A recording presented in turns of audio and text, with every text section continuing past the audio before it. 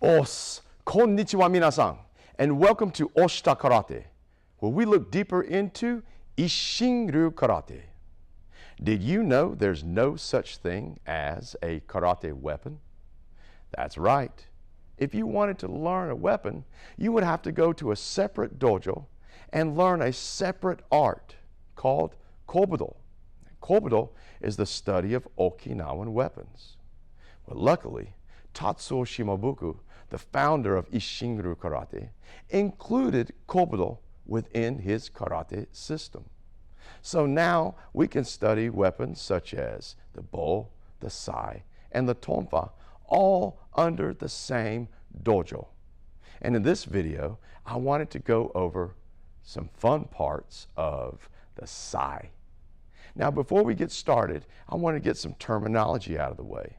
First, this position that we're going to look at is called the closed position.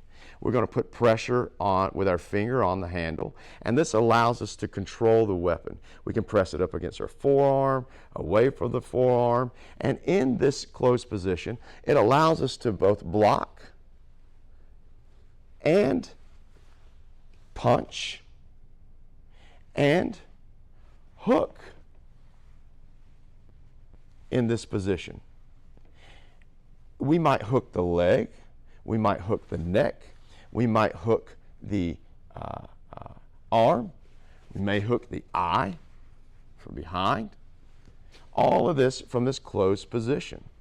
Even when throwing an elbow, the sai should be just slightly past the elbow, so when an elbow is thrown, it's not striking with bone, but with the blade.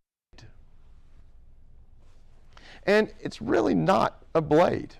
If we go to the second position, the open position, you'll find that the sai is actually rounded like a bar, and the tip end is not sharp.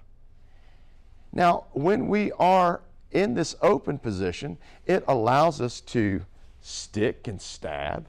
It allows us to bludgeon and even press in and stick with the yoke.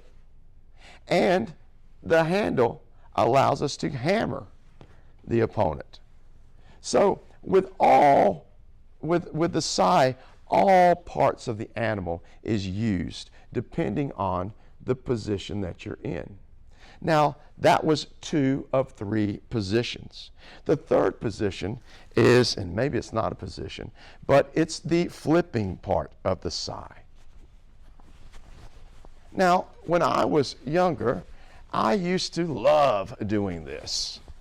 And then, as I got a little older, I started to wonder, wait, what if the sai is at its weakest at this point?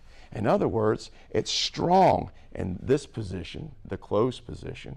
It's very strong in the open position. But when you are flipping it, if someone was just to tap it with the bo, it would get knocked right out of your hands because you're holding it momentarily like this. And this can be a very weak part of the sai, the transition. So we can use this to bludgeon and strike with, but it really didn't have that impact that I had when I held it in the open position and let me bang with it. It didn't have the impact like when I was punching with the sai in the closed position. So this was all kind of just fun and fancy. But then I started to realize the seriousness of this weapon. Now, I can't hit this bob, as they call it. I don't want to. This weapon could easily rip through this material. This weapon could easily poke through this material, all right? Because this is not a toy. But when I was working the flips, I wondered, wait a second. The flip reminds me, when I'm flicking out, it reminds me of a back fist. It reminded me of a finger jab. In other words, it wasn't like a punch. And it wasn't like a chop or being bludgeoned. It was more like a flick to the eye. So I started to experiment and play with that.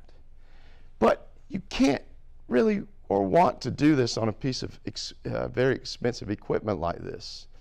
So I thought, what could I do in this video to kind of prove my point that maybe all that flashiness that I was doing and thought was all fun and games had actual meaning to it. So I started striking stuff like this, and I made one for you. This is a giant cardboard box. Now, the human is not a cardboard, but it does allow you to see what this weapon is doing. And I even made you a couple eyes here, all right? So we already talked about the sai being able to punch and to punch with and to bludgeon with on the side, all right? And obviously, I could stab it, and it'll go straight on in. I can rip it. You see the tear it does. It's not a clean slice. It is a nasty rip. But this type of striking was not what I wanted to look at in this video. What I wanted to look at was this. The quick flick. What I thought was fancy and quick movements was actually a hospital stay. When I was working the kata, I'd really like to only focus on what I thought was strength. Punch, bludgeon, stab. And then in the kata, we would have movements like this. And I'm thinking, what is this for? Am I hitting them? Yeah, but it didn't do a lot of damage, especially when I could hold it and tear it up. It wasn't until I started to realize the seriousness of this weapon that a simple flick was enough to send you to the hospital. A simple flick to the eye wasn't all that was necessary.